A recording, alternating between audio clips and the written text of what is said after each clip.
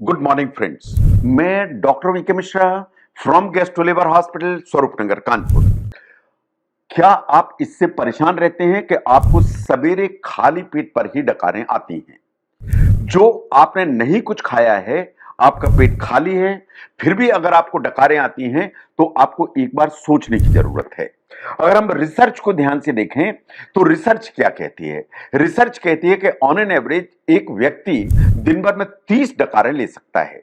लेकिन अगर ये डकारें लगातार आती हैं, अगर ये डकारें ज्यादा आती हैं, तो ये बात सही है कि कभी कभी अंडरलाइंग इशू क्वेश्चन में आ जाते हैं।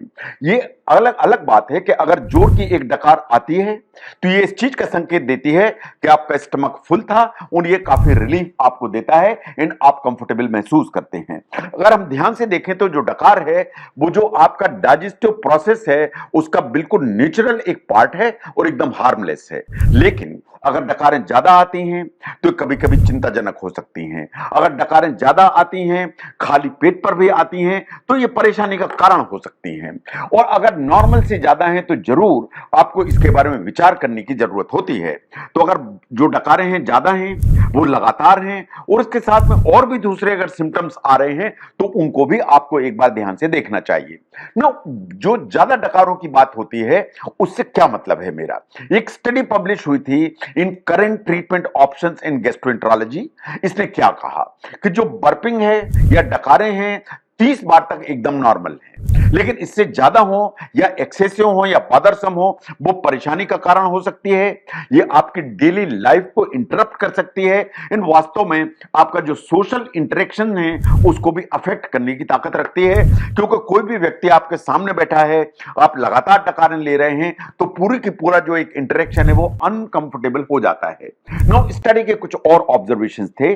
साइंस ऐसा मानती है कि up to half of the patients जो इंडाइजेशन है उसके चलते उनको डकारें आती हैं। इसका मतलब यह है कि इंडाइजेशन होगा तो 50% पेशेंट्स को डकारें आएंगी। नो, 20% जो इस ग्रुप में लोग होते हैं उसके चलते उनकी सोशल लाइफ भी डिस्टर्ब होती है। एस्टिमेटेड अराउंड 3% पेशेंट्स जिन्हें कुछ डाइजेस्टिव प्रॉब्लम्स होती हैं वो एक्चुअली हॉस्पिटल में डकारों के चलते आते हैं। तो अगर डकारें आ रही हैं और ज्यादा परेशान कर रही हैं, आपको हॉस्पिटल जाना पड़ रहा है, तो अंडरलाइंग डाइजेस्टिव इश्यूज हो सकते हैं जो शायद आपको ध्यान देने की जरूरत है। ना, ये बात सही है कि ज्यादा एयर आप स्वेलो करते हैं ईटिंग के दौरान या ड्रिंकिंग के दौरान तो आपको डकारें ज्यादा आएंगी। जैसे आप स्ट्रा से अगर लिक्विड लेते हैं तो आप एयर स्वेलो करते हैं तो डकारें ज्यादा आएंगी। नो, कुछ मेडिकल कंडीशंस हैं जो डकारें ज्यादा लेके चलती हैं। उन मेडिकल कंडीशंस को आपको बिल्कुल ध्यान से देखना है ताकि आप उनको पहचानें, आप अपने डॉक्टर को बता सकें और आप उसे ट्रीट करा सकें।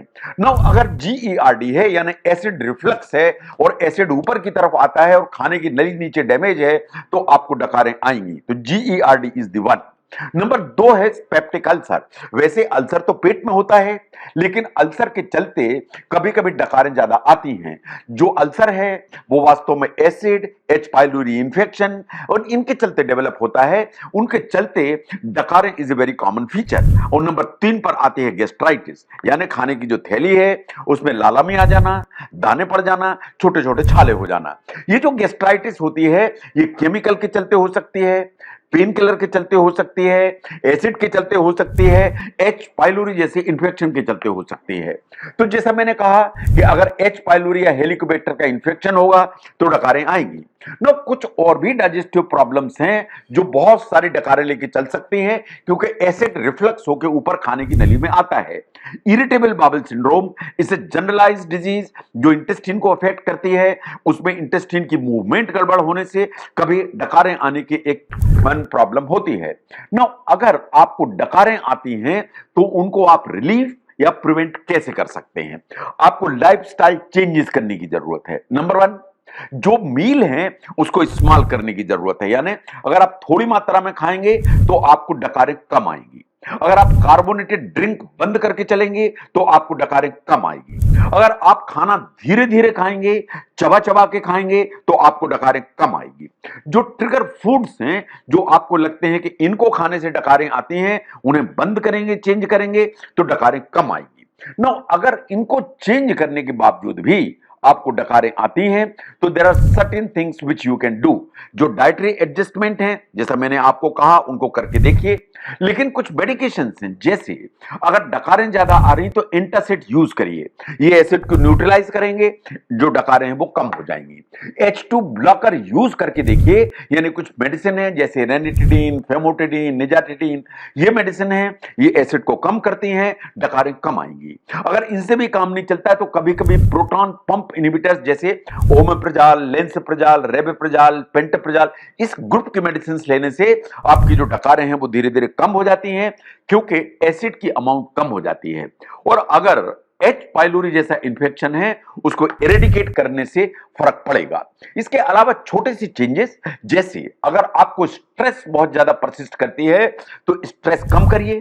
कम करने के लिए एक्सरसाइज करिए, योगा करिए, मेडिटेशन करिए, स्ट्रेस का लेवल कम होगा, एसिड कम बनेगा, डकारें कम आएंगी। अगर आप पानी कम पीते हैं, उसके अमाउंट बढ़ाइए, हाइड्रेशन बेटर करिए, एसिड न्यूट्रलाइज रहेगा, डकारें कम आएंगी। और अगर आप ओवरवेट हैं तो ये बिल्कुल सही बात है, अगर आपका वेट हेल्दी हो जाएगा तो आपको डकारें कम आएंगी।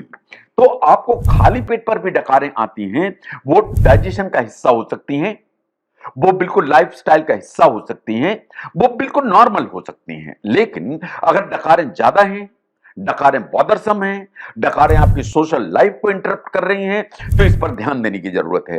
कभी कभी जो डकारें हैं वो आपकी डाइट एंड लाइफस्टाइल का हिस्सा होती हैं, लेकिन कभी कभी ये किसी प्रॉब्लम या बीमारी का हिस्सा होती है, मेडिकल इश्यूज के चलते होती हैं। वो मेडिकल इश्यूज आपको हमेशा ध्यान में रखने की जरूरत है, ताकि आपके डॉक्टर उसको इन्वेस्टिगेट करके पहचान सकें। एक बार उनको पहचाना तो उनको ट्रीट करेंगे तो आपकी प्रॉब्लम नेचुरली धीरे धीरे ठीक हो जाएगी। खाली पेट पर डकारें क्यों, कैसे उसे पहचानें, कैसे उसको ठीक करें, इन तीनों चीजों को समझने में इस वीडियो ने हेल्प की तो जरूर शेयर करें। मैं doctor VK Mishra from gastro liver hospital, Swaroop Nagar, Kanpur. Thank you very much.